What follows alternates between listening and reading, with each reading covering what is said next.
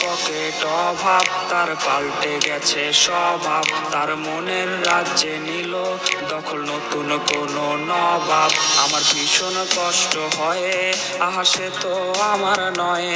ওরে করলো রে সে এক, হায়রে নিখুঁত অভিনয়।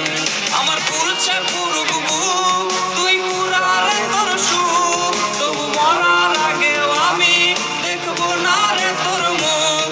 আমার মৃত আত্মাটা তোরে ডাকবে একদিন খুব, আমি দেখবো সেদিন তুই ওর কেমনে রবি চুপ। আমার পুরছে পুরুক বুক, তুই পুরালে তোর সুখ, তবু মরার আগেও আমি দেখবো না রে তোর মুখ। আমার মৃত